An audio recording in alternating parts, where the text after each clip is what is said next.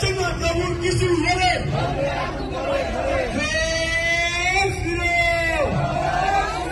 তুমি কে আমি কে, তুমি কে আমি কে, তুমি কে আমি কে, অধর্ম নিপজ্জক, অধর্ম নিপজ্জক, সত্য মুক্তি পাক, অধর্ম নিপজ্জক, সত্য মুক্তি পাক, অধর্ম নিপজ্জক, সত্য মুক্তি পাক। জয় শ্রীরাম। চিন্ময় প্রভুর কিছু হলে, চিন্ময় প্রভুর কিছু হলে। ধন্যবাদ, ধন্যবাদ।